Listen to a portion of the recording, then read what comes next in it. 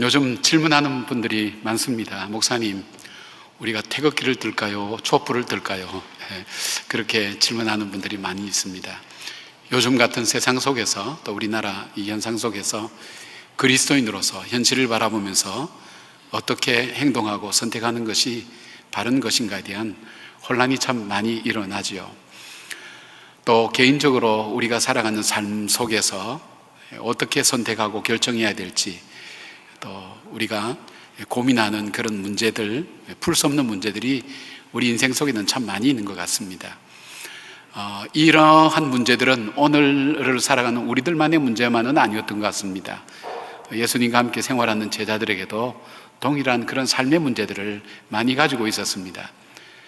자기 자신의 살아가는 삶을 예수님께 물으면서 지혜를 구하기도 하고, 이 나라가 어떻게 되겠는지, 우리 민족이 어떻게 되겠는지, 우리가 지금 어떻게 살면 될 것인지 하는 질문들을 예수님 앞에 많이 쏟아놓는 것을 우리는 보게 됩니다.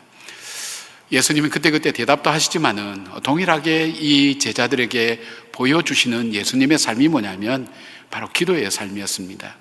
수많은 질문 앞에, 대답할 수 없는, 풀 수 없는 문제들 앞에 예수님 말씀도 하시지만 예수님에게 그 제자들에게 줄기차게 보여주시는 그 삶의 모습은 바로 새벽 미명에 시간과 장소를 정하여서 하나님 앞에 나가서 기도하는 그 기도의 모습이었습니다.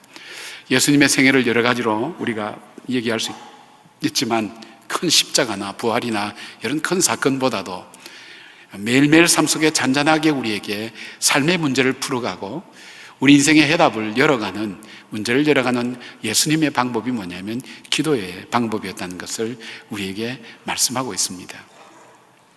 저는 어쩌면 우리나라 이 문제를 두고 우리 기독 청년들이 가져야 될 중요한 고민이 있다면 바로 그 문제를 안고 하나님 앞에 나가는 그 예수님의 가르침과 예수님의 말씀해 주심을 우리가 본받아서 우리 민족의 문제를 붙들고 미래를 붙들고 하나님 앞에 또 엎드리며 진지하게 기도하는 모습들이 주님께서 우리에게 가르쳐 주신 모습이 아니겠는가 하는 생각을 해봅니다. 자기들과는 달리 예수님은 정말 바리새인과 서기관들과의 논쟁에서 분노하고 우리인 말로 정말 뚜껑이 열려서 정신을 못 차릴 만한데 예수님은 여전히 평온을 유지하면서 자기 갈 길을 가는 모습도 옆에서 보았습니다. 정말 순수하면서도 비둘기처럼 순수하면서도 뱀처럼 슬기롭게 참 탁월한 선택을 하면서 그 난제를 풀어가는 예수님의 모습도 보았습니다. 그리고 평온을 잃지 않고 정의에 대한 분명한 기준을 갖고 계시면서도 따뜻함을 함께 갖고 있는 그 예수님의 살아가는 그 삶의 모습 속에서 제자들이 느낀 것이 있었어요. 우리와 예수님의 차이가 뭘까? 그래서 누가복음 11장에 보면 제자들이 예수님께 요청을 합니다. 아마 제자들이 예수님의 삶을 같이 쭉 지켜보면서 자기들과 예수님과의 차이가 뭘까 할 때 바로 기도의 차이일 거다, 그 생각을 하게 된 거예요. 그래서 예수님 우리에게 기도에 대해서 about the prayer가 아니라 예수님 the prayer, 당신이 새벽마다 가서 하는 그 기도를 우리에게 가르쳐 주십시오. 우리가 그 기도를 드리기를 원합니다. 자신들의 기도 속에는 거기는 감격이 없어요. 자기들의 기도 속에는 훌륭한 기도문들 많이 있죠. 자기들 속에는 역사가 없어요. 자기들 기도 속에는 큰 능력이나 예수님이 갖고 있는 그 기쁨이나 평강이나 지혜로움이 그 기도 속에서 채워지지 않는 것 같아요. 예수님이 드리는 그 기도를 우리가 드릴 수 있다면 그렇게 요청을 하게 됩니다. 여러분, 우리는 기도에 대해서 우리가 갖고 있는 일반적인 생각이, 여러분 어디 기도 학원에 다니면서 기도 배우셨나요? 여러분 지금 기도하는 분들 이렇게 보면 아마 이렇게 어느새 나도 모르게 기도를 하게 될 거예요. 시작을 어떻게 하며 전능하신 하나님 아버지라든지 시작하는 것 나도 모르게 이렇게 배우게 됐을 거예요. 그 당시에 예수님께서 오늘 이 기도를 가르쳐 주시기 전에 그 앞에 잘못된 기도의 모습들을 먼저 말씀해 주고 계세요. 그러면서 기도는 배워야 되는 것임을 주님께서 우리에게 말씀해 주시는 거예요. 지난주에서 계속 우리가 복습을 하는 의미에서 말씀을 조금 드릴게요. 주님께서 잘못된 기도에 대한 것을 말씀하시면서 우리가 정말 하나님이 응답하시는, 또 하나님이 기뻐하시는 그리고 하나님과 교제가 이루어지고 하나님의 능력을 덧입는 그 기도가 바른 기도가 되기 위해서 기도의 가장 중요한 것은 기도의 대상에 대한 분명한 우리에게 확신이 있어야 되는 거예요. 여러분, 대상에 따라 얘기가 달라지잖아요. 여러분이 친구들하고 대화할 때, 여러분 부서의 전도사님들하고 대화할 때, 또 저하고 대화할 때 여러분이 상대에 따라서 대화가 달라지잖아요. 내가 지금 기도를 드리고 있는 이분이 누구인가, 정말 나에 대해서 알고 계시고 전지전능하신 그 하나님이라는 사실, 그리고 그분은 인격체라는 것, 분명히 그 대상에 대한 분명한 이해와 부름이 있어요. 하나님. 근데 하늘에 계신 우리 아버지, 그렇게 주님께서 먼저 이렇게 가르쳐 주셨죠. 하늘에 계신다는 의미가 무슨 말씀을 드렸을까요? 하늘에 계시니까 우리와는 다르고 차원이 다르다, 그런 의미도 되겠지만 하나님의 절대 주권이에요. 기도하는 사람의 자세, 기도하는 사람의 태도가 중요한 것은 내 뜻도 있고 내 계획도 있지만, 그러나 이 모든 것들이 하나님 손에 달려 있습니다는 하나님의 절대 주권에 대한 고백이 우리의 기도 자세 속에 들어있어야 되는 거예요. 하나님 보좌를 흔들어 가지고 내가 막 말을 해가지고 하나님을 설득해 가지고 하나님의 계획을 뒤바꿔 놓고 내 뜻대로 한번 성취해 보겠다, 글쎄 이런 부르짖는 기도에 대한 부분들도 하나님께서 말씀을 하시고 부르짖으라 그러지만, 기도의 가장 중요한 우리의 자세는 하나님, 위로 하나님께로부터 하나님께서 허락하지 않으면 이루어질 수 없다는 것을 저는 받아들입니다. 인정합니다. 이 모든 것이 하나님의 섭리와 하나님의 절대 주권입니다. 제 기도를 들어주셔도 좋고 안 들어주셔도 좋고, 어떻게 하든 그것은 하나님이 선택하시고 결정하시고 하나님이 이끌어가실 하나님의 절대 주권입니다. 단 이 믿음의 고백이 우리의 기도 시작 자세, 기도자 속에, 우리 속에 있어야 되는 거예요. 오늘 우리가 기도할 때 주님의 어떤 표현보다도 중요한 것이 기도자의 자세 속에서 하나님의 절대 주권, 하나님의 역사의 주인이시라는 것, 그리고 내 인생의 주인이라는 사실을 우리가 분명히 믿는 그 믿음의 고백이 제일 먼저 우리가 드려야 될 기도자의 자세입니다. 그 다음에 우리라는 표현 속에서 하나님과 나와의 관계가, 하나님과 나와의 관계가 절대적인 관계죠. 절대적인 관계입니다. 그러나 이 절대적인 관계는 나만의 관계가 아니라 또 다른 절대적인 관계를 맺고 있는 바로 그 사람과 우리에게 새로운 관계가 발생된다는 거예요. 그게 사명이죠. 새로운 관계. 나와 더불어 살아가는 이 시대에 있는 사람들에게 우리가 하나님 아버지를 아버지로 부름으로써 우리에게 가져야 될 우리 사명과 우리의 책임이 주어진다는 거예요. 그게 뭘까요? 정말로 이 하나님의 하나님이신, 우주를 창조하시고 우리 창조자 되시고 섭리자 되신 그 하나님을 알지 못하는 사람, 바로 우리를 위해서 그 아들 예수 그리스도를 이 땅에 보내신, 십자가에 못 박고 부활하시고 승천하시고 다시 오실 그 예수 그리스도를 보내주신 그 하나님을 알지 못하는 사람에게 정말 너가 정말로 섬기고 그리고 너의 인생을 구원하시고 인도하실 그분이 하나님이라는 사실을 우리가 전해야 되는, 그 형제들에게 전해야 되는 것이 있어요. 왜냐하면 가장 귀중한 진리이기 때문에, 바로 그들을 사랑한다면 가장 귀중한 진리를 우리는 전해야 되는 사명이 우리들 속에 주어지는 거예요.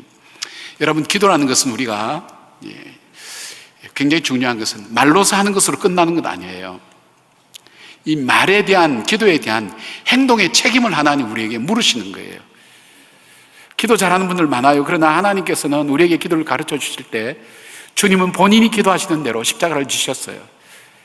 기도하는 내용대로 우리의 삶 속에서 이루어질, 우리가 해야 될 삶의 모습이 있다는 것을 주님은 우리에게 묻고 계신 거예요. 또한 어떻게 할까요? 우리를, 그 형제를 서로 사랑해야 되죠. 그렇잖아. 여러분, 내가 저 사람을 사랑할 만해서 사랑하면 그건 괜찮은데, 정말 사랑하기 어려운 그 사람을 어떻게 해야 될 것인가? 그래서 뒤에 이제 기도 나오는 용서에 대한 부분도 거기서 나오는 거예요. 우리 힘으로 할 수 없는 거예요. 우리에게 주어지는 생활의 삶에 우리에게 주어지는, 우리 자신을 쳐서 복종시키더라도 쳐서 하나님께서 우리 하나님 대신, 나의 하나님 대신 그 하나님, 그리고 우리의 이웃들에게 해야 될 사명과 삶의 모습이 오늘 나에게 주어진다는 거예요. 중보기도도 그런 의미에서 그죠. 사람에게 줄 수 있는 가장 귀한 사랑은 기도죠. 그 기도를 형제를 위해서, 자매를 위해서, 어떤 사람 마땅히 사랑하고 함께할 그 사람이 아니라 그렇지 못한 사람에게도 우리가 해야 된다는 것을 보게 되는 거예요. 저는 한국교회가 지금 이 어려움 당하는 것이 여러 가지 이유를 얘기하는 거지만 이 기도의 능력을 상실했다고 생각하는 거예요. 기도의 능력을 상실한 거예요. 이 기도의 의미를 알지 못하고 우리에게 주어진 상황과 현실을 따라서 그냥 이야기하는 것에 불과하게 되죠. 기도의 삶에 대한 의미를 우리가 다시 회복해야 되는 거예요. 아버지라 그랬죠. 아버지. 아버지라고. 이 신약학자의 예를 지난주에 들어서 말씀드렸죠. 예수님이 아버지라 부르기 전까지 하나님에 대해서 아버지라 부른 사람은 없었다. 그렇죠. 그러니까 이건 혁명적인 얘기예요. 이분들이 하나님 야훼의 이름 나오면 붓을 빨고 모욕을 하고 기다렸다가 다시 그렇게 하는 이 사람들이 하나님을 아버지라 부를 때 이들이 갖고 있던 하나님에 대한 기본적인 개념이 완전히 달라진 거예요. 그러면 하나님과의 관계를 주님께서 물어보시는 거예요. 하늘에 계신 우리 아버지 부를 때 하나님과 너와의 관계가 어떠냐? 예를 들어보면 지난번에 제가 제 딸을 비유해서 제가 산부 때 얘기할 때 굉장히 부담스러웠어요. 제 집사람이 있어서 제게 가장 영향을 줄 수 있는 사람은 제 딸이라고 제가 그래놓고 보니까 이거 오늘 심상치 않다 싶어서 제 아내도 있고 제 어머니도 있습니다. 그렇게 덧붙였지만 전반전에 너무 많이 골을 잃었기 때문에 후반전에 아무리 많이 넣어도 만회가 안 되는 걸 제가 경험했어요. 근데 그게 실제 딸이에요. 제겐 굉장히 영향력이 있어요. 말 한마디, 행동 하나가 제게 굉장히 관심거리예요. 쉽게 생각되지 않아요. 딸이니까. 그죠? 여러분이 그걸 아셔야 돼요. 여러분의 삶의 모습이 하나님께 굉장히 영향력 있는 존재라는 걸 여러분이 알고 계셔야 돼요. 하나님께서 그 관계를 회복하라는 거예요. 하나님 나 같은 거 포기했을 거야. 내가 생각해도 나는 하나님께서 좋아할 리가 없어. 내가 생각해도 내가 별로 시원치 않은데 하나님이 나를 보실 때 별로 좋게 생각하지 않을 거야. 저도 가끔 그 생각하거든요. 김형준, 너 나에게 너무 멀리 떨어지는 거 아니야? 하나님께서 그렇게 물어보실 때 그런 마음 들 때가 있어요. 그러면 주님 좀 멀리 떨어져 있죠? 제가 좀 멀리 있긴 있는 것 같아요. 어떻게 하죠? 그렇게 대화를 이제 하면서 다시 제가 돌아갈 수 있도록 도와달라고. 왜? 제 스스로 힘으로는 잘 못 가더라고요. 하나님 앞에 그렇게 기도하는 거예요. 자, 그렇다면 또 하나 물어야 될 질문이 있어요. 하나님은 여러분에게 얼만큼 영향력 있는 존재인가에 대한 대답을 하셔야 돼요. 하나님은 여러분에게 얼만큼 영향력 있는 존재인가? 하나님의 말씀을 들었을 때, 주의 뜻을 들었을 때 내 고집과 내 판단과 내 경험이 그 하나님 말씀 앞에 영향력이 얼만큼 있느냐 하는 그 부분을 우리는 생각하셔야 돼요. 하늘에 계신 우리 아버지라는 그 기도할 때 그렇게 쉽게 단순히 기도할 내용이 아니라는 거예요. 주님께서 오늘 오늘 읽은 본문 앞부분에 바리새인들이 뭐라 그래요? 하나님, 나는 저 세리와 창기 같지 아니하고 사명을 저버린 거예요. 한국교회가 저버린 것이 있어요. 저와 여러분이 저버린 것이 있어요. 하나님께 기도를 드리면서 아버지의 아버지 되심, 나에겐 영향력 있는 그 아버지, 그러나 그 아버지의 영향력이 내 삶 속에는 아무런 영향력이 없은 거예요. 그러면서 입으로는 아버지 부른 거예요. 아저씨 불렀으면 차라리 조금 덜 미안하죠. 그죠? 하나님 아저씨. 좀 이상하죠. 그죠? 여러분 오늘 집에 가서 아버님께 그렇게 말씀드려보세요. 아버님, 제가 수십 년간 아버지를 불렀더니 지루합니다. 오늘부터 아저씨라고 부르겠습니다. 그래 보세요. 맞아 죽지. 참 중요한 거예요. 주님께서 우리에게, 우리 주님이 새벽 미명에 가서 기도하실 때 저는 그 상상을 했어요. 조용한 새벽에 하늘에 계신 우리 아버지, 그렇게 부를 때 주님의 마음이 어땠을까? 하나님, 내 삶이 주님께 있습니다. 그래서 주님은 결국 십자가 진 데까지 순종하잖아요. 절대 주권이 주님께 있음을 믿고 순종하잖아요. 우리 그렇기 때문에 세리와 창기를 그가 돌멩이를 맞고 그리고 비난을 받으면서도 그 세리와 함께 밥 먹다 그래도 그들과 함께 같이 하시잖아요. 그리고 아버지라 부르기 때문에 매일 그 주님과 교제하는 삶을 살지 않아요? 그 아버지를 아버지라 부르며 그 아버지로부터 오는 아버지의 뜻을 행하는 것이 내 양식이라고 주님은 그래 말씀하시잖아요. 그렇게 말씀하시고 난 다음 여기까지가 복습입니다. 이제부터 오늘 새로 시작되는 겁니다.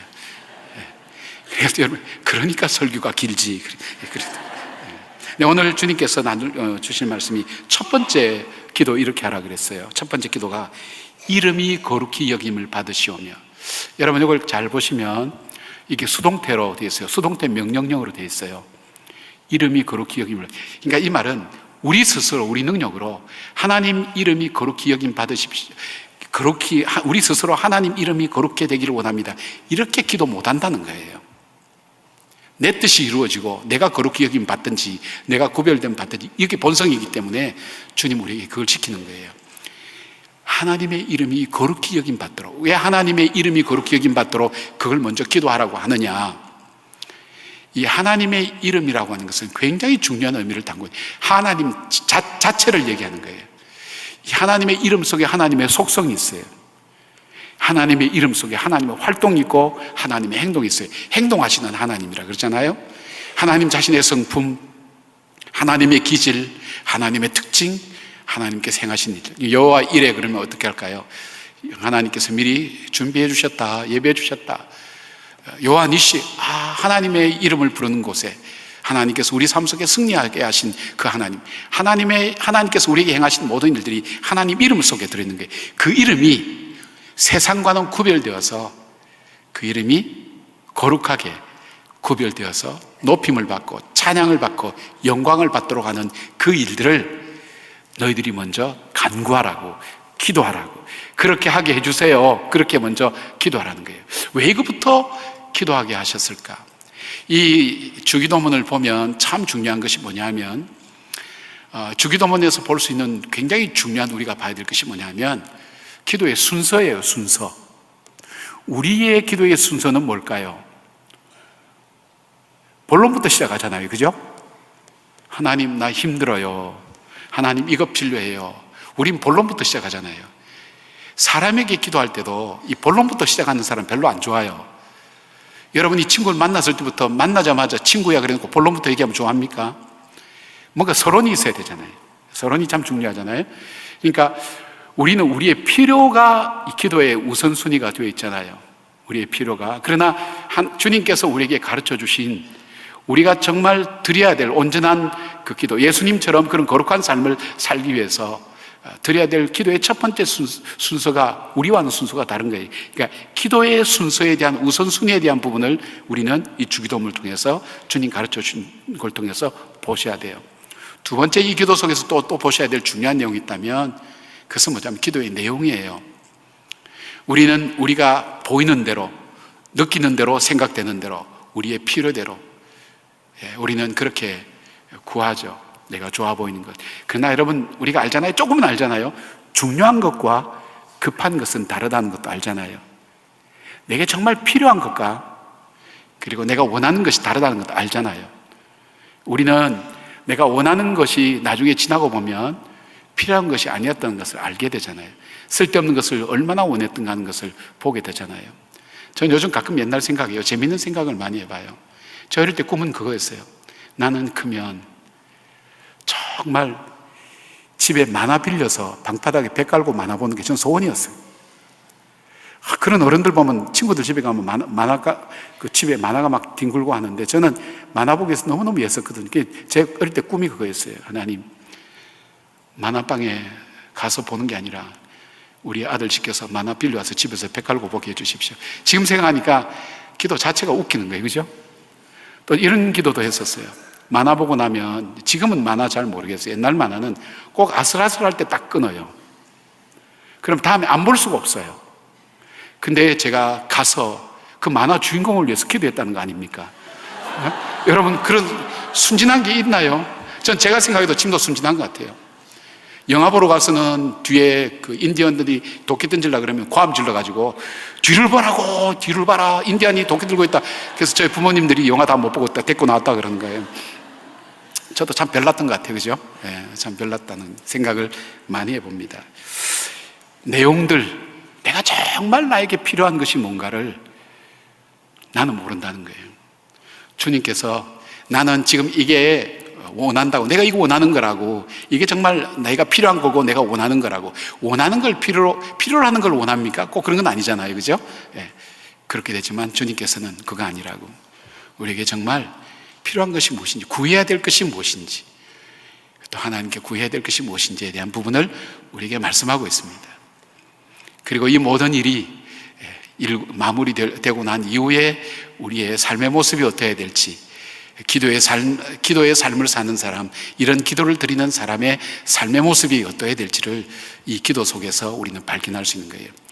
그러면서 첫 번째 기도가 하나님 이름이 거룩히 여김을 받는 일들을, 그것이 먼저 우리의 기도의 우선순위가 되어야 된다는 거예요.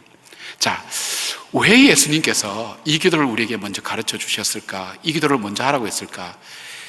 정확한 해석이 되는지 모르겠어요. 제가 묵상한 부분에 있어서 사람마다 좀 달라요. 저도 다른 분들 설교 듣기도 하고 책도 보기도 하는데, 제가 묵상하기는 하나님께서는 자신이 창조하시고 사랑하시는 우리 인간, 사람으로부터 참 이렇게 구별되이 대접받기를 원하세요. 구별되이 대접받는다, 표현이 이상하겠지만은 참 내가 사랑하는 사람으로 특별히 의미 있는 선물, 의미 있는 섬김, 의미 있는 사랑받기를 우리 주님은 그걸 기뻐하시는 것 같아요. 자, 문제는 주님이 기뻐하실 때 우리의 삶 가운데 하나님이 기뻐하시는 게 우리에게 능력으로 나타난단 말이에요. 좀 설명을 조금 더 할게요. 이사야 42장 8절에 이렇게 돼 있어요. 나는 여호와니 이는 내 이름이라. 나는 내 영광을 다른 자에게, 내 찬송을 우상에게 주지 아니하리라. 하나님은, 귀신이 처음 이 땅에 예수님 오셨을 때 오신 목적은 하나님 보내신 아들이라는 걸 알리는 게 목적이었잖아요. 그런데 귀신이 제일 먼저 알아보고 저는 하나님의 아들이라고, 왜 우리 이 땅에 왔냐고 그럴 때 예수님께서 그 귀신 보고 그 얘기 못하게 했어요. 난 너희들에게 그런 고백 듣는 거 원치 않는다 그랬어요. 우리들의 입술을 통해서 하나님은 내가 정말 이 세상 어떤 것과는 다르게 절대적으로 정말 내가 섬기고 사랑하고 나의 창조주 되시고 나의 삶의 인도자 되시고 내 삶의 주권자 되심을 하나님 나는 고백합니다. 이 고백을 주님 듣기를 굉장히 기뻐하시는 것 같아요. 딴 것에게 맡기지 않는다 그랬어요. 주님은 우리 자신들을 참 기뻐한다는 사실을 제가 발견하게 됐어요. 저에게 참 이 말씀 묵상하면서 변화가 온 게, 하나님은 나를 참 기뻐하시는구나 하는 걸 깨닫게 된 거예요. 이 프랑스의 위대한 사상가 파스칼이 그런 얘기 했어요. 이 귀절을 말하면서 이렇게 표현했어요. 하나님의 이름을 거룩하게 한다는 것은 하나님을 하나님으로서 대접한다는 것을 의미한다. 여러분이 굉장히 참 잘 풀었다고 생각해요. 진정한 대접이 뭘까요, 여러분? 여러분, 우리가 나를 나답게 대접해 준다는 것, 내 존재를 인정해 주는 거 아니겠어요? 가장 큰 대접이 뭘까요? 여러분 밥 사주는 것, 여러분 필요한 것 채워주는 것, 그걸까요? 여러분이 정말 받고 싶은 대접이 어떤 대접이에요? 있는 그대로 내 모습을 인정해 주는 거예요. 그때부터 대화가 되는 거예요. 벽이 무너지고 관계가 형성되기 시작하는 거예요. 그렇죠? 내가 부족한 모습이 있다 할지라도, 연약한 모습이 있다 할지라도, 남에게 짓밟힐 만한 그런 요소가 있다 할지라도 있는 그대로 존중해주고 받아주는 것, 그 존재 자체를 인정해주는 것, 그게 대접이잖아요. 히브리서 11장 6절 보니까 이런 표현이 있어요. 믿음이 없이는 하나님을 기쁘시게 하지 못하나니 하나님께 나가는 자는 반드시 그가 계신 것과 또한 그가 자기를 찾는 자들에게 상 주시는 이심을 믿어야 할지니라. 하나님이 기뻐하시는, 하나님이 참 좋아하시는 대접이 뭘까? 하나님 존재를 인정해 주는 거예요. 하나님 존재를 그때 인정한다는 표현이 믿는다 그랬잖아요. 믿음이 없이는 하나님 기쁘시지 못하는데 하나님이 임재하신다는 것, 하나님 계신다는 것. 여러분, 오늘 이 예배 가운데 하나님이 우리 눈에 보이지 않고 귀에 들리지 않고 손에 만져지지 않지만 하나님이 이 자리에 임재하시고 우리의 예배를 받으신다는 사실을 믿는다는 것, 그 존재 자체를 인정하는 거예요. 하나님 어디서 안 보이네, 강대상의 목사만 보이구만. 여러분, 그렇게 생각하실 때 하나님께서는 하나님 대접을 못하는 거예요. 우리가 하나님이 진정으로 대접하는 것은 보이지는 않지만, 들리지는 않지만, 만져지지는 않지만 그 하나님은 살아계셔서 약속하신 대로 우리 가운데 이 자리에 임재하시고, 그리고 그분이 약속하신 대로 그분이 살아계셔서 전지전능하신 하나님이라는 사실을 내가 고백하고 인정하는 것, 이것이 하나님을 하나님답게 대접하는 거예요. 저는 여러분 회중 기도할 때 죄송합니다마는 솔직한 표현으로 기도하는 분 중에 우리 목사님, 담임 목사님이라는 표현 쓰는지 안 쓰는지 자세히 들어요. 왜요? 목사님의 말씀이 있겠습니다, 하나님 인도해 주시고 그럴 때 저 목사가 어느 목사인지, 저 사람에게 나는 누군가, 그런 생각이 들어요. 제가 속이 좁나요? 예? 좀 쫀쫀한 사람 같아요? 정말이에요. 담임 목사님께서 이렇게 할 때는 굉장히 부담감을 느끼면서 저 사람은 나를 정말 자기의 영적인 리더로 인정하고 받아들여 주는 거 할 때 참 기쁨이 있어요. 솔직한 심정이에요. 우리 목사님 할 때 참 기쁨이 있어요. 우리 청년들 여러분들이 그럴 때 참 저는 부족한 게 많거든요. 여러분에게서 우리 목사님이라고 얘기 들을 만한 요소가 그렇게 많다고 생각하진 않아요.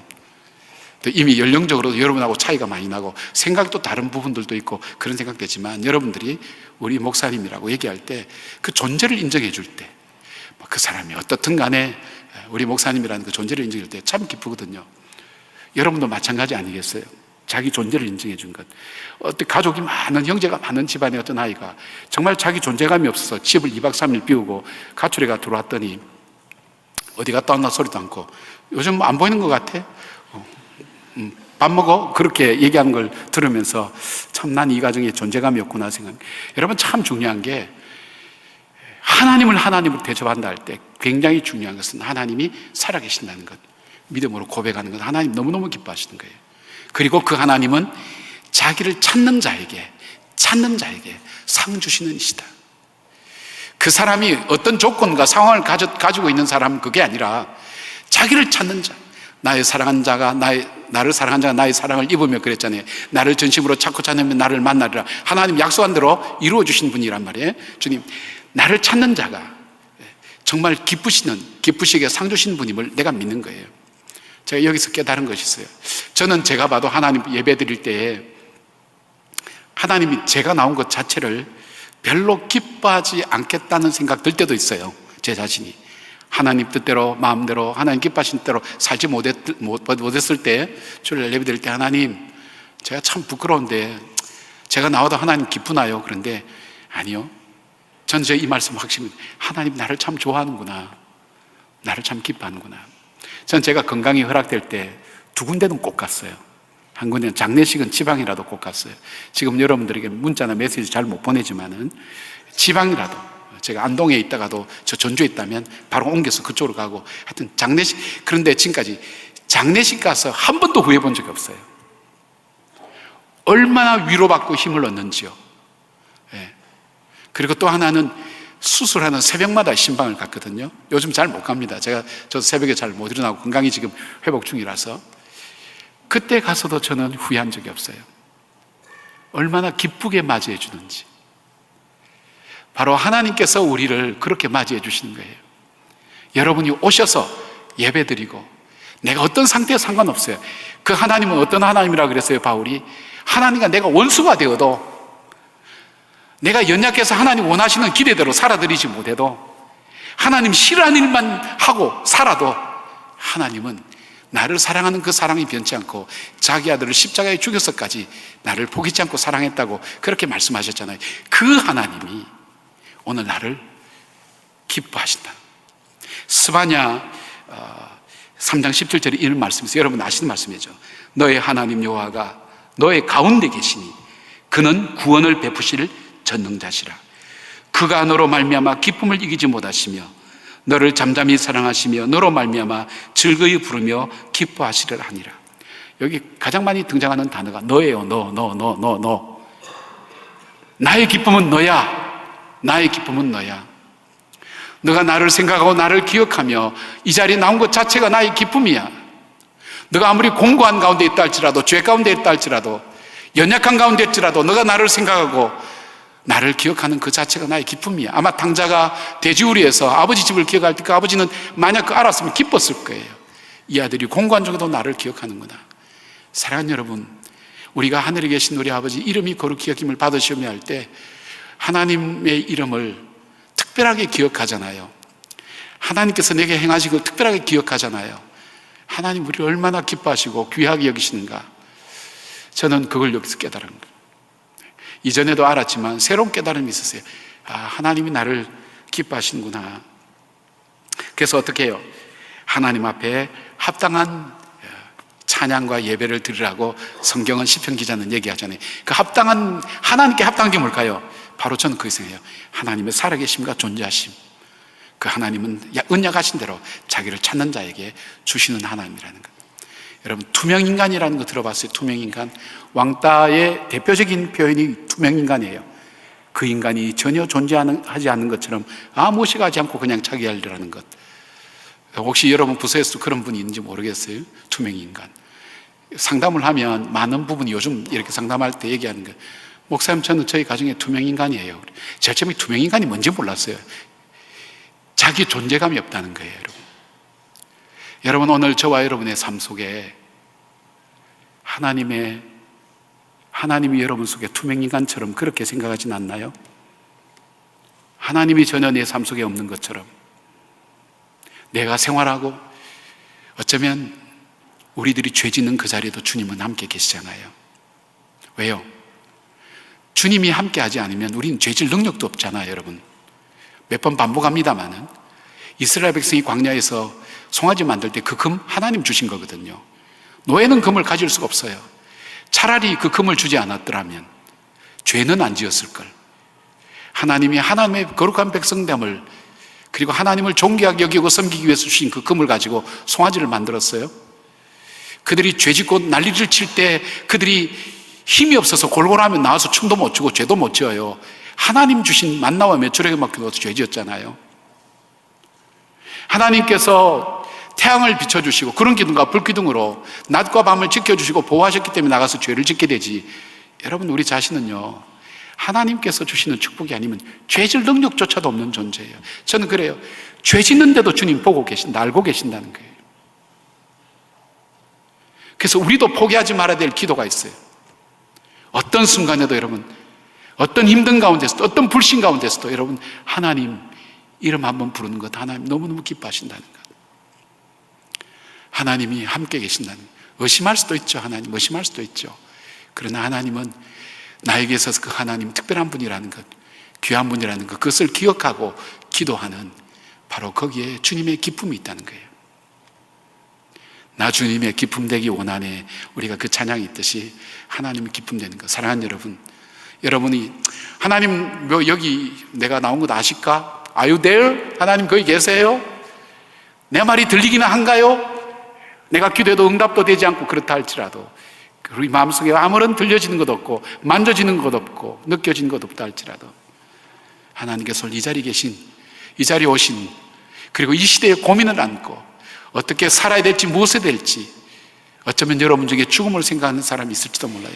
그러나 여러분 잊지 말아야 될 우리 입술 속에 고백이 하나님, 다른 거 없어도 괜찮아요. 하나님. 그 부름 앞에 하나님은 응답하신다고 했어요. 이스라엘 백성들이 430년 동안 애굽에서 종살이할 때 그들의 신음소리를, 그들을 고통받는 것을 보았고 들었고, 주님께서 보았고 들었다 그랬어요. 얼마나 생생한 표현이에요. 알고 계신다는 거예요. 바로 그 하나님이 우리를 통해서, 하나님은 나에게 특별한 존재입니다, 하나님 나에겐 귀한 분입니다, 바로 그 영광을 받으시길 원하시는 거예요. 저는 어제 이제 이 설교 준비하면서 한참 울었어요. 왜 울었냐면 하나님은 저에게 최선을 다해 주셨어요. 저에게 정말 최선 다해 주신 것 같아요. 근데 저는 하나님께 최선 다하지 못했어요. 하나님이 안 계신 것처럼 원망도 하고, 내가 생각나는 대로 생각도 하고, 제가 그렇게 큰 죄 지으면서 살지는 않았지만은, 그런데 제 마음으로 하나님 존재에 대해서 너무너무 원망할 때가 많았어요. 돌아보면 하나님은 내 삶을 최선을 다해 주셨다. 선하게 돌아보면 그 당시에는 고통스러운데 하나님이 저를 이렇게 기뻐할 줄 저는 몰랐거든요. 잘하면 기뻐하시고 못하면 그냥 잘하라고 야단치시고, 그런 세상의 아버지처럼 그런 분 줄 알았지만 하나님의 기쁨은 우리가 생각하는 상상 이상의 내 기쁨이 너야, 내 기쁨이 너야. 사랑하는 여러분 속에 이 하나님의 기쁨이 있다는 걸 기억하시고, 여러분 속에 갇혀있는 그 하나님의 사랑을 여러분 입술을 통해서, 찬양을 통해서, 삶을 통해서 하나님 앞에 드러내기를 주님은 기뻐하세요. 신랄 같은 것이라 할지라도 우리 주님은 우리가 얼만큼 그분에게 소중한 존재라는 것을 우리에게 말씀하고 계세요. 그걸 먼저 고백하라는 거예요. 하나님과 너와의 관계, 하나님이 너를 기쁘시게 한다는 것, 하나님을 기쁘시게 하는 것. 그렇잖아요. 먼저 그 하나님 기쁘시게 할 때 그 다음 대화가 잘 풀리잖아요. 그 존재를 인정할 때, 하나님의 존재를 인정할 때 하나님께서 그때부터 인도하시고 역사하세요. 그때부터 교제가 이루어지는 거예요. 우리 주님께서 그거 우리 힘으로 못하니까 그거 기도하라고, 하나님께서 나를 통해서 내 삶을 통해 거룩히 여김 받도록 하나님 저를 그렇게 사용하도록, 그렇게 살도록 제 삶을 붙들어 주세요. 그렇게 기도하도록 주님께서 말씀하시는 거예요. 이것이 첫 번째예요. 첫 번째. 그 다음에 두 번째 보니까 주님께서 왜 기도하라고 했냐면, 하나님의 이름이 선포되고 높임을 받는 곳에 하나님께서 역사하시고 복을 주시는 걸 봐요. 여러분 중에 나는 복이 필요 없다고 기복 종교는 싫다고 하는 분이 있지만, 기복 종교에 대한 여러분 오해를 하기 때문에 그래요. 하나는 우리에게 복을 주시기를 원하시는 분이에요. 그 복이 우리는 돈이고 내가 원하는 욕망에 이루어진 그런 개념을 갖고 있으니까 그런데, 하나님은 정말 우리가 복된 인생을 살기를 원하세요. 그러니까 우리가 원하는 것도 주시지만은 그 원하는 것을 정말 바르게 귀하게 쓰실 수 있는 지혜와 능력도 우리에게 주신다는 거예요. 근데 하나님의 이름이 높임 받는 곳에 하나님께서 반드시 복을 주시는 것을 보게 되는 거예요. 다윗은 이렇게 고백해요. 시편 30편 4편에 여호와를 기뻐하라. 그가 내 마음의 소원을 내게 이루어 주시리로다. 내가 내 마음의 손 이루려고 쫓아다니고 노력하고 애쓰고 이것보다 더 중요한 것이 있다면 자기 삶을 통해 고백이, 내가 하나님을 기쁘시게 하는 삶을 살았더니, 하나님을 기쁘시게 했더니 하나님께서 내 마음의 소원을 이루어 주신다고 그렇게 말씀하고 있어요. 시편 20편 1절에 환난 날에 여호와께서 내게 응답하시고 야곱의 하나님의 이름이 너를 높이 드시며 그랬어요. 환난 날에 내가 하나님 이름 불렀더니, 야곱의 하나님이 그렇잖아요. 야곱의 하나님. 야곱에게서 하나님은 어떤 존재일까요? 하나님 볼 때 야곱은 너 지렁이 같은 야곱아 그랬어요. 얼마나 주님이 그 야곱을 볼 때 인간처럼 안 보였으면 너 지렁이 같은 야곱아. 그런데 그런 지렁이 같은 야곱도 세우시고 회복시켜 주셔서 믿음의 조상 삼으시는 그 하나님의 능력이, 하나님의 일으켜 세우심이, 하나님의 회복하심이, 하나님의 능력이, 하나님의 언약이, 여호와 이름, 하나님의 이름이 거룩히 여김 받는 그곳에서부터 역사하신다는 거예요.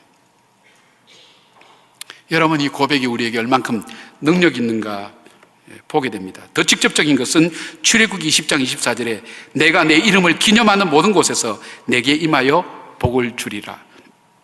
하나님 복을 주리라고 약속하신 거예요. 우리는 신앙인 속에 있는 불신앙의 공간이 있어요. 신앙인 속에 있는 불신앙의 공간. 예수 믿고 말씀도 믿는 것 같지만 사실은 우리 속에 있는 불신앙의 공간이 있는 거예요. 내가 하나님의 이름을 높이고 하나님의 이름을 선포하고 하나님이 거룩히 받는 그곳에 하나님께서 역사하셔서 책임을 지시는 것을 보게 됩니다.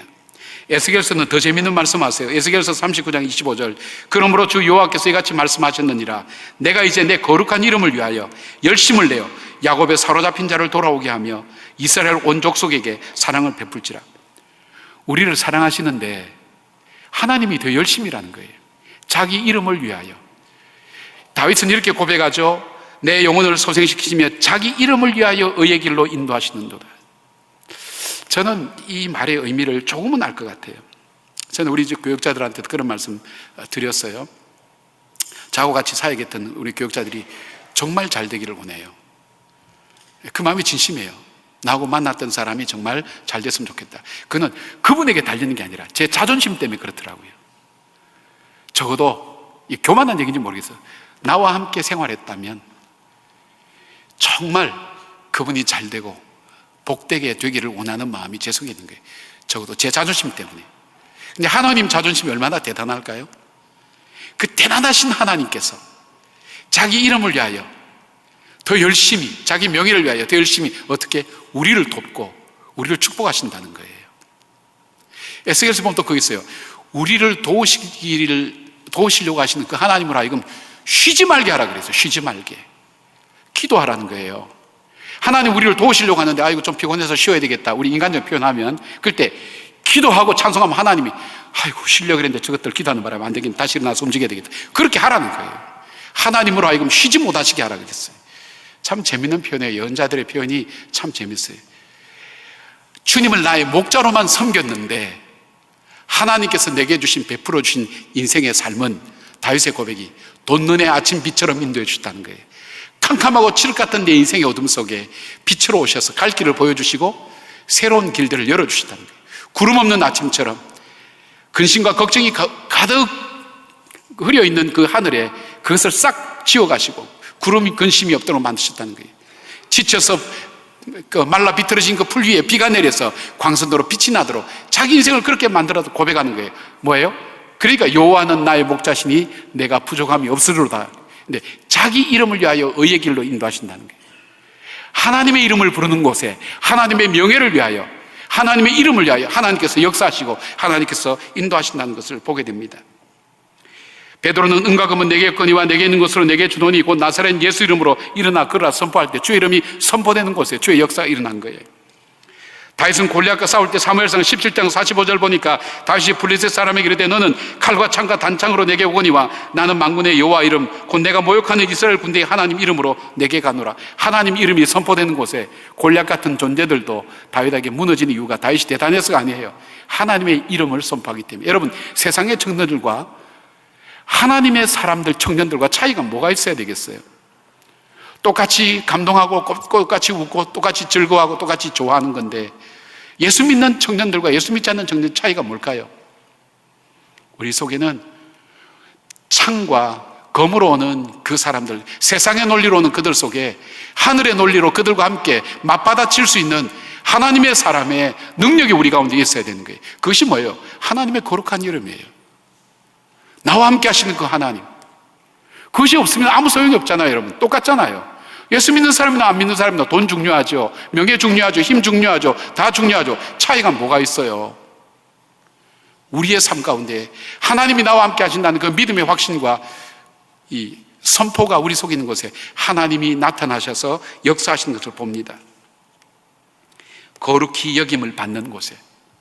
저는 지금 걱정하는 게 뭐냐면, 여러분, 저는 뭐 역사가는 아니지만 우리나라 근세사나 현대사, 특히 근세사 볼 때 정말 그 일제강점기부터 하나님의 이름을 예수 믿지 않는 사람도 귀하게 여겼어요. 하나님의 이름을 귀하게 여겼어요. 이 문서를 이렇게 보면 우리가 이 야소회 뭐 이랬죠. 하나님을 믿어야 한다. 조선이 사는 길은 하나님 믿어야 된다. 그리고 하나님 믿는다 그러면 믿어줬어요. 정말 저 사람 하나님 내가 믿어줬어요. 그 하나님 때문에 믿어줬어요. 하나님 이름이 높임을 받았어요. 우리나라 역사의 가장 참혹한 시기에 하나님께서 이 백성을 이만큼 세워주셨어요. 복을 주셨어요. 여러분, 이거 그냥 뭐 우파들이 또 보수 세력들이 선전하는 선전이 아닙니다. 한번 생각해 보세요. 식민지 이후에 2차 대전 이후에 독립해서 다른 나라를 돕는 나라가 우리나라밖에 없다면 그건 생각해 봐야 돼요. 얼마나 많은 나라가 독립했어요. 한번 생각해 봐야 될게요. 지하자원이 있어요. 뭐가 있어요? 남북이 반으로 뚝 나눠져 있어서 늘 우리에게는 근심이고 마음에 부담이 되고 있는 이 나라가 이만큼 부흥했을 때 여러분 한번 생각해 보세요. 하나님의 부으심이라고 여러분 생각해 본 적 없으세요? 저절로요? 저는 그렇게 생각하지 않습니다. 분명히 하나님 역사 개입이 있었어요. 그 이유가 있었을 거예요. 하나님의 이름이 높임을 받는 이곳. 전 뭐 정치인이 누가 되든 그거든 그렇게 중요하진 않아요. 그러나 하나님의 이름을 짓밟는 이 세대가 될 때에 하나님께서 복을 거두어 가신다면 거기에 대한 두려움이 있어요. 그 복을 거둬 간다는 게 우리가 경제적인 것만 생각하시면 안 돼요. 우리 영적으로, 우리의 삶 가운데 심리적으로, 관계적으로 핍절하게 만들게 된다면, 하나님 우리에게 지금 공짜처럼 주시고 계시는 은혜를 거두어 가신다면, 그렇다면 어떻게 해야 될까요? 우리 속에 하나님 이름을 선포하고 그 하나님 이름이 나의 삶을 통해서 나타나는 일들을 우리는 쉽게 생각해서는 안 돼요. 사랑하는 청년 여러분, 촛불 들고 기도하세요. 전 여러분이 그렇게 말씀드리고 싶어요. 목사님 좀 보수 골통이구나 생각할지 몰라도 저는 글쎄요, 여러분 그 생각해도 글쎄요, 모르겠어요. 둘 다 중요해요. 그러나 적어도 저는 태극기를 들든 촛불을 들든 이 나라의 이 어려움 앞에 하나님께 이 기도는 반드시 여러분이 하셔야 돼요. 하나님 불쌍히 여겨달라고. 교회가 회개하고 지도자가 회개해야 될 때 교회가 누구며 지도자가 누굽니까? 바로 여러분이 하나님 앞에 제사장들 아니에요. 내가 하나님 앞에 제사장 아니에요? 이것이 종교개혁의 가장 중요한 핵심 중에 하나 아니에요? 내가 하나님 앞에 제사장, 내가 책임성 있는 인생이란 말이에요. 하나님 앞에 이 시대에 책임성 있는 인생으로 내가 하나님 앞에 정말 주의 거룩함을 드러내는 삶을 살았는가, 아니면 이 시대의 다른 청년들과 더불어 묻어서 같이 걸어갔는가, 주의 거룩함을 드러냈는가. 요즘 정죄하는 사람들 얼마나 많은지 몰라요. 그러나 적어도 그 정죄하는 사람 뒤를 동일하게 뒤져보면 똑같을 거라고 생각해요. 우리는 정죄할 만한 의로운 인간이 아니에요. 우리가 회복할 것은 그 어떤 정의보다도 더 중요한 것이 있다면 우리 하나님의 이름이 선포되고 그 하나님이 존귀 여김 받는, 그 하나님이 우리 삶의 주권자가 되고 주인이 되시는 그 삶에 대한 회복이 우리에겐 중요한 거예요. 이걸 세상적으로 언어로 말하면 뭐 다르게 표현할 수 있지만 우리가 믿음 안에서 이 고백을 드릴 수 있어야 돼요. 요셉이 자기의 위험하고 어려운 삶 가운데서도 하나님이 보고 계신다는 하나님의 절대 주권과 하나님의 존재의식, 하나님이 내 삶 속에 있다는 것을 의식하기 시작할 때부터 하나님은 요셉의 삶을 쓰시기 시작했잖아요. 그 역사를 여러분이 다시 일으키셔야 되는 거예요. 하나님의 거룩함을 선포하고 나타나는 그곳. 그리고 또 하나 주님께서 이 기도를 드리라고 했던 또 하나의 이유가 있다면 주님 하나님으로 인하여 받는 복이 우리들만의 복이 되어서는 안 된다는 거예요. 이 복은 나누어져야 될 복이요, 흘러나가야 될 복이라는 거예요. 여러분, 사명을 잃어버린 부요한 만큼 처참한 게 없습니다. 부요한데 그 부요함을 자체를 주체를 못해서 무엇에 어떻게 쓸까만큼 추한 인생이 없어요. 여러분, 높은 자리는 올라갔는데 그 자리에서 무엇을 해야 될지 알지 못하는 사람만큼 불쌍한 사람이 없어요. 아는 건 많은데 그것이 지혜로 연결되어서 수많은 사람을 인도하는 그런 성김의 모습으로 나타나지 않는 것은 칼처럼 무서운 거예요. 우리에게 진정 하나님 주신 이 복이 이웃과 열방 속에 흘러갈 수 있도록 우리가 해야 될 일이 뭐냐? 하나님 그 책임이 우리에게 있다는 것을 주님 말씀하고 있는 거예요. 하나님이 우리를 부르실 때 베드로전서 2장 9절 보니까 너희는 택하신 족속이요 왕같은 제사장들이요 거룩한 나라요 그의 소유된 백성이니 이는 너희를 어두운 데서 불러내어 그의 귀한 빛에 들어가게 하신 이에 아름다운 덕을 선포하게 하리라 하시며, 안디옥 교회에서 그리스도인이란 말이 처음 나왔잖아요. 저 사람들 하는 거 보니까 예수처럼 사는 것 같아. 예수에게 속한 사람 같아. 예수를 위해서 사는 사람 같아. 우리가 살아가는 삶의 이 시대 속에서 우리가 정말 예수 믿는 사람처럼 살아가는가?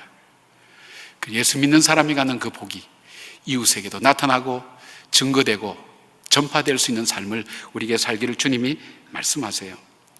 여러분, 민수기 20장 12절 보면 모세가 신광야에 이르렀을 때에 자기 누이 미리암이 죽어요. 상실감이 있죠. 그런데 그 백성이 목마르다고 난리를 쳐요. 그때 분노로 하나님께서 그 지팡이를 쳐서 반석을 쳐서 물을 나오게 할 때 그 지팡이를 쳐서 자기 힘으로 두 번이나 탁탁 치면서 너에게 이 물을 줄까? 그러면서 화를 내면서 분노를 할 때 하나님께서 이렇게 말씀하셨어요. 너는 나의 거룩을 드러내지 않았다는 거예요. 너의 분노를 드러냈지. 예, 말씀을 우리가 의역을 해보면 너의 분노를, 나의 거룩을 드러내지 않았다. 그리고 그에게 주어진 말씀은 너는 가나안 땅에 들어가지 못한다. 예, 거룩함의 결실과 마지막까지 하나님께서 모세에게, 우리에게 교훈으로 주신 말씀이죠. 오늘 하나님께서 내 생활과 삶 가운데 주님이 함께 나와 동행하시고 그 주님의 이름이 높임 받기 위해서 살아가는 그 삶, 그것을 드러내지 않을 때 어떻게 될까요? 모세대로 하면 축복의 제한이 있을 수 있다고 표현할 수 있나요? 반면에 다윗을 보세요. 사울을 죽일 수 있음에도 불구하고 하나님이 세우신 종에 대한 분명한, 그거는 사울에 대한 연민도 아무것도 아니에요.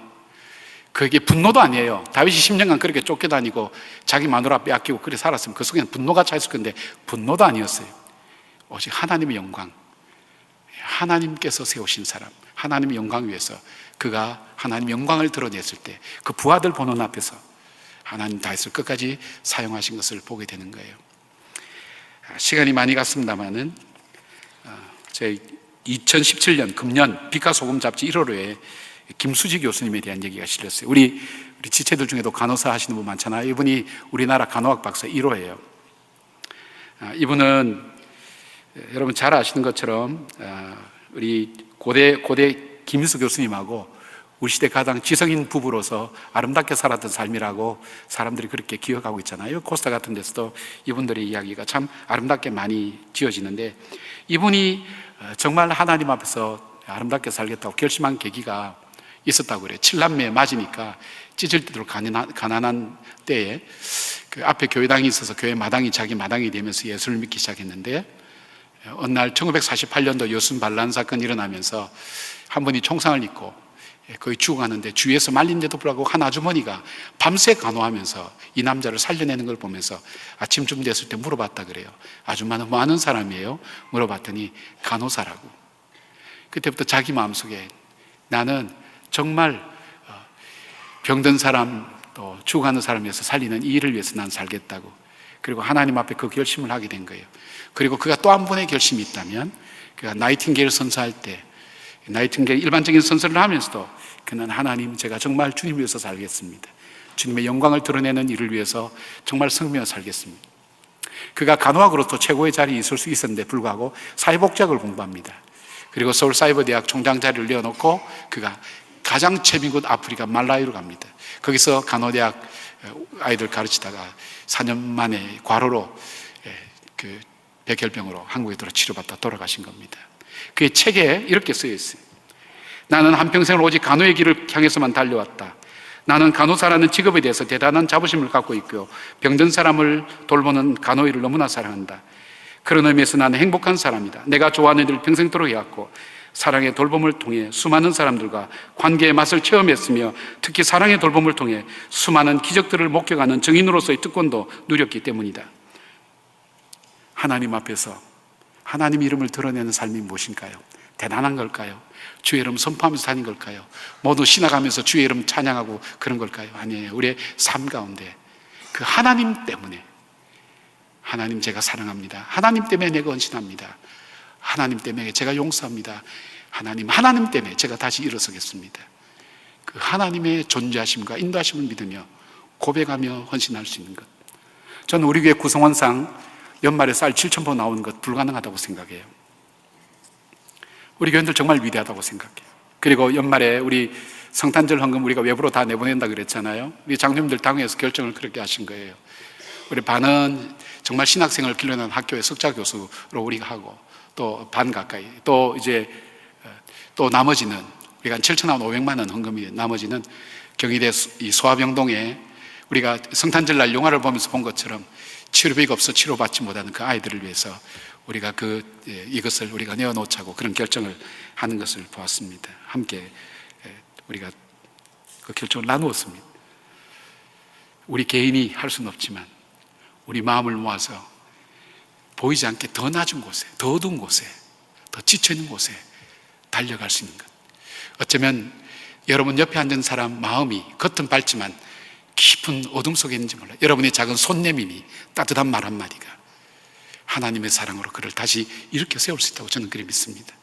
대단한 것, 굉장한 것보다도 내 삶 가운데 찾아오신 그분의 이름 때문에 이 민족을 가슴에 안고 다시 한번 기도의 자리로 나가는, 그래서 주 앞에 주님 때문에 다시 한번 일어서서 다시 그 주님을 향해 신뢰와 사랑과 찬양을 함께 드리는 우리 청년들이어서 이 시대를 정말로 하나님의 은혜로 바꾸어 나가는, 또 이 복음으로 인해서 남과 북이 정말 복음으로 인해서 하나가 되면서 하나님 역사를 이루고 우리에게 주신 축복이 우리만의 것이 아니라 열방의 축복으로 이어질 수 있는 헌신하는 젊은이들, 믿음의 사람이 저와 여러분 가운데서 거룩한 영향력으로 나타나기를 주의 이름으로 진심으로 축복합니다.